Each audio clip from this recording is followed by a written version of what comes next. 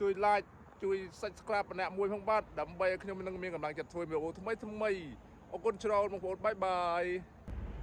ជំរាបសួរបាទបងប្អូនអរគ្នាហើយគណៈពេលនេះដែរនៅទីនេះគឺម៉ោងប្រហែលហើយមើលម៉ោងសិន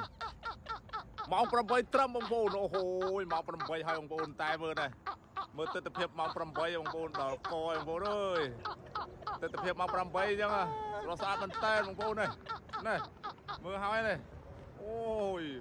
លយណាស់បងប្អូនចង់និយាយថាអែមស្រែមែនតើទេសភាពម៉ោង8បងប្អូននេះម៉ោង8ត្រឹមតែម្ដងដែរបងប្អូនមើលទេសភាពចង់និយាយថាអែមស្រែមែនតើបងប្អូនអូយលយណាស់បងប្អូនអើយចឹងមិនថា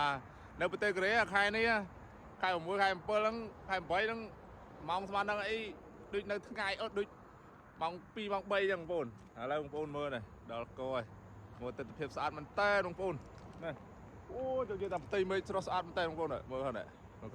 អូដែលសារវាយ៉ាងចាំងពលឺបងប្អូននេះអូនៅខាងនេះវិញហើយអែមស្រែមែនតើបងប្អូនហើយចាំមើលយើងទៅថតខាងនេះហើយខាងនេះក៏ស្អាតមិនធម្មតាដែរបងប្អូនអូហូលយណាស់បងប្អូនអូហូយចង់និយាយថា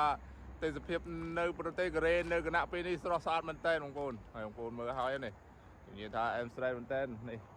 ហើយនៅកន្លែងដែលខ្ញុំស្នាក់នៅនេះគឺផ្លូវកវ៉ាត់ក្រុងបងប្អូនចឹងថារៀងឆ្លងសំលេងឡានទៀតបងប្អូនអើយសូមអធិស្ឋាន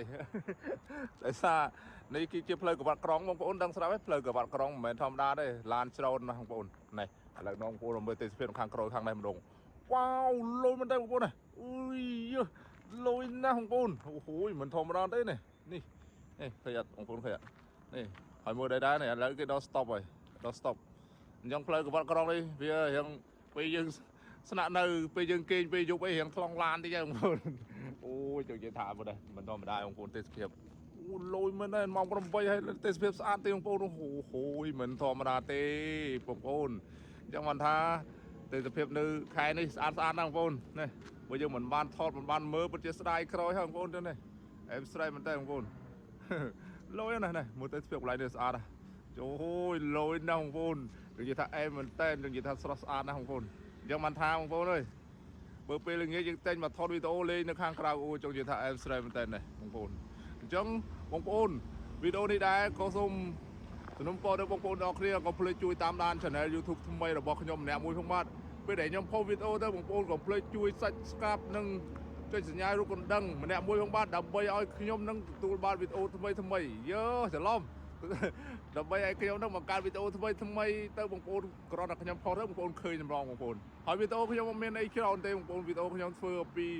ប្លុកកំ pl ែងសើចសប្បាយទេអញ្ចឹងណាបងប្អូនហើយថ្ងៃនេះដែរក៏ចេញមកថតឃើញទេសភាពខាងក្រៅស្អាតពេកអញ្ចឹងក៏ថតលេងអញ្ចឹងបងប្អូនមើលនេះឲ្យបងប្អូនមើលទេសភាពនៅពេលម៉ោង8យប់នៅប្រទេសកូរ៉េទេអស់គ្នាបងប្អូនម៉ោង8យប់ហើយអញ្ចឹងបានថាហើយបងប្អូនសូមចិត្តបងប្អូនម្នាក់មួយកុំភ្លេចជួយចុច Subscribe និងចុច Like និងចុចកណ្ដឹងដើម្បីឲ្យខ្ញុំមានកម្លាំងចិត្តនឹងបង្កើត YouTube ថ្មីបងប្អូនណាហើយ YouTube នេះខ្ញុំទៅបង្កើតទេបងប្អូនហើយបងប្អូនកុំភ្លេចជួយមើលជួយ Like ជួយ Subscribe ម្នាក់មួយផងបាទដើម្បីឲ្យខ្ញុំនឹងមានកម្លាំងចិត្តធ្វើវីដេអូថ្មីអរគុណច្រើនបងប្អូនបាយបាយ